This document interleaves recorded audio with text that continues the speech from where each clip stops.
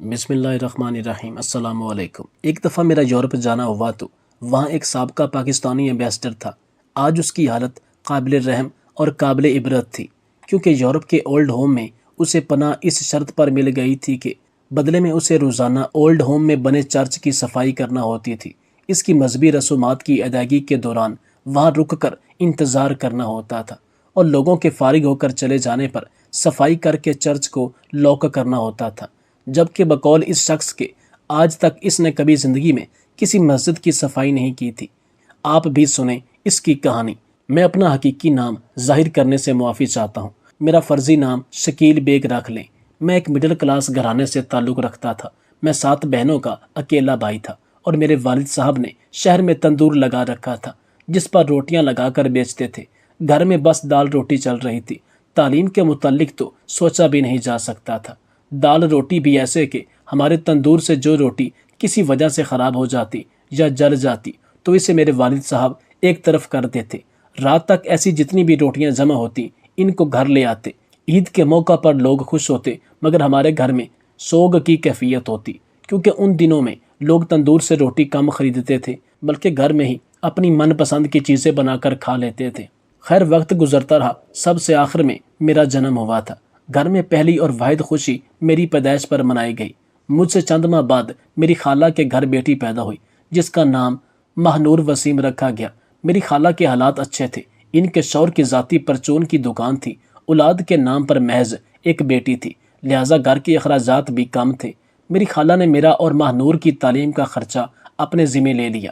میری تعلیم کا سلسلہ شروع ہو گیا۔ میں نے اور ماہنور نے میٹرک تک ایک ساتھ پڑھا۔ فیملی کے تعلقات بھی اچھے تھے۔ پھر ہم دونوں آپس میں کزن بھی تھے۔ ہم دونوں کو ایک دوسرے سے بہت لگاؤ ہو گیا تھا۔ جو ہم جوانی میں قدم رکھتے گئے، ہماری قربت بڑھتی گئی۔ خیر، میٹرک ہم دونوں نے بہت اچھے نمبروں سے پاس کیا۔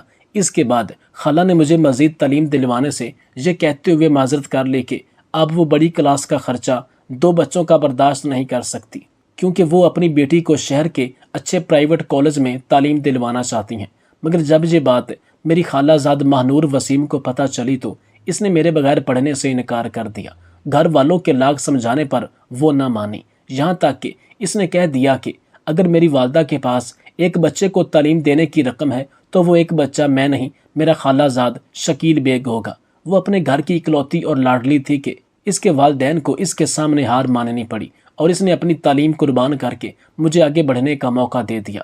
ماہنور کی ضد سے مجبور ہو کر اس کے والدین نے مجھے اس شرط پر پڑھانے کی ذمہ داری لے لی کہ میری تعلیم مکمل ہونے کے بعد میری شادی ماہنور سے کر دی جائے گی۔ کہیں نہ کہیں میرے دل میں بھی نور کے لیے جگہ موجود تھی۔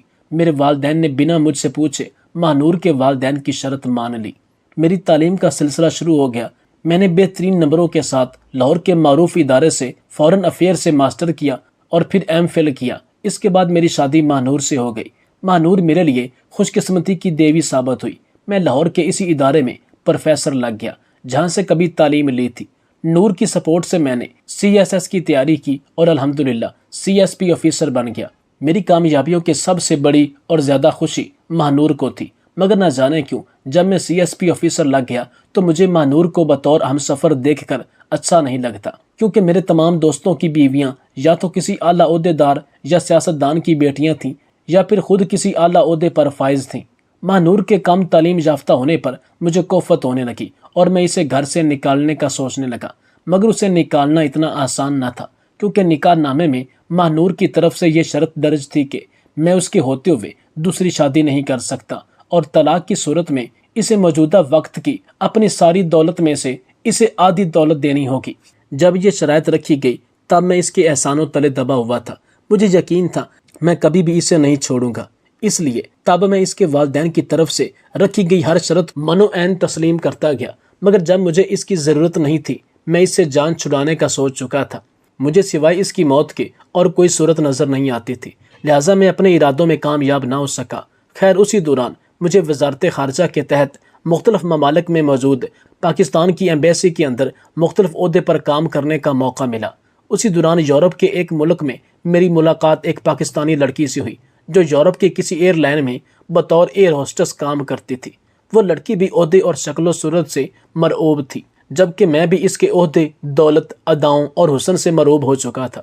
وہ میری زندگی میں آنے کے لیے اس صورت میں راضی تھی کہ میں ماہنور کو اپنی زندگی سے نکال دیتا اور ماہنور میری زندگی سے مر کر ہی نکل سکتی تھی۔ لہٰذا میں نے ماہنور کو ناردرن ایریاز کی سیر پر لے جا کر وہاں گاڑی سمیت ایک پہاڑی سے نیچے پھینک دیا کہ اس کی موت ایک حادثاتی موت بن گئی۔ اس کی موت کے بعد اس کے والدین بھی اسی صدمے سے چل بسے اور میں نے ایئر ہوسٹس جس کا نام ارم جعفر تھا اس سے شادی کر لی۔ ارم جعفر نے شادی کے بعد سب سے پہلے مجھے میری جاب چھڑوا دی اور مجھے لے کر یورپ سیٹل ہو گئی۔ شادی کے 3 سال بعد ہمارے گھر پہلی اولاد بیٹا ہوئی اور بیٹے کی پیدائش کے بعد میری ڈیوٹی فقط بچہ سنبھالنا ہو گئی۔ میں ایک CSP آفیسر گھر میں محض ملازم بن کر رہ گیا۔ اسی دوران میری بیوی کے تعلقات ایک اسرائیلی پائلٹ سے بن گئے جو بعد میں جسمانی تعلقات میں بدل گئے۔ میری بیوی مجھے چھوڑ کر اپنے بوائے فرینڈ کے ساتھ چلی گئی اور بچے کی ذمہ داری بھی مجھے اٹھانی پڑ گئی۔